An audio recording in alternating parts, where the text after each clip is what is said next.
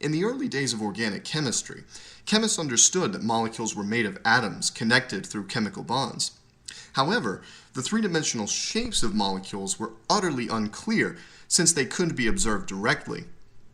Molecules were represented using simple connectivity graphs, like the one you see here. It was clear to savvy chemists of the mid-19th century that these flat representations couldn't explain many of their observations, but chemical theory hadn't provided a satisfactory explanation for the three-dimensional structures of molecules.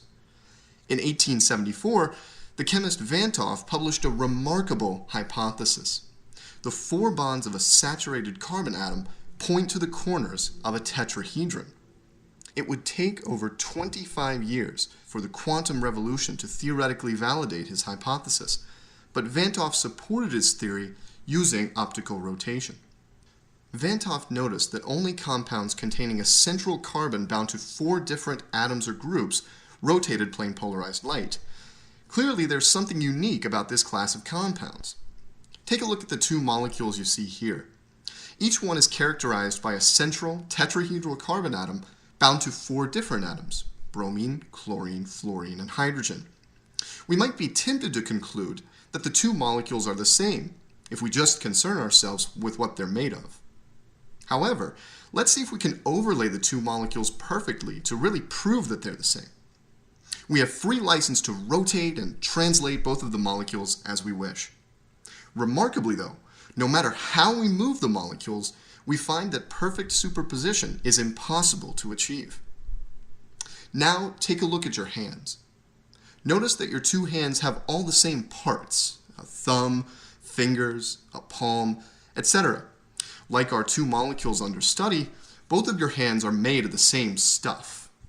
Furthermore, the distances between stuff in both of your hands are the same. The index finger is next to the middle finger, which is next to the ring finger, etc. The same is true of our hypothetical molecules. All of their internal distances are the same. Despite the similarities between them, your hands and our molecules are certainly not the same. Try superimposing your hands on one another. Just like our molecules from before, you'll find that it can't be done perfectly. Now, point your palms toward one another. Wiggle both of your index fingers. Notice that your left hand looks as if it's looking in a mirror at your right. In other words, your hands are mirror images. The same can be said of our molecules. We can turn them so that one looks at the other as in a mirror. Your hands and our molecules possess a spatial property in common called chirality, or handedness. Chirality means exactly what we've just described. A chiral object is not the same as its mirror image. Chiral objects are very special in both chemistry and everyday life. Screws, for example, are also chiral.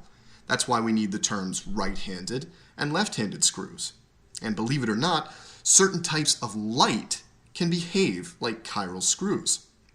Packed into every linear plane polarized beam of light are right-handed and left-handed parts that rotate together to produce plane polarization. Chiral molecules placed in a beam of such light interact differently with the two chiral components.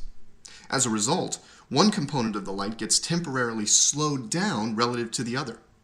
The effect on the light beam is a rotation of its plane from the original one, otherwise known as optical rotation. Van 't Hoff and later chemists realized that the chiral nature of tetrahedral carbons can explain this fascinating phenomenon. Chirality is responsible for all kinds of other fascinating effects in chemistry and everyday life.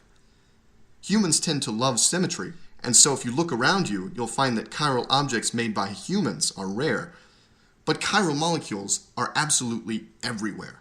Phenomena as separate as optical rotation, screwing together furniture, and clapping your hands all involve this intriguing spatial property.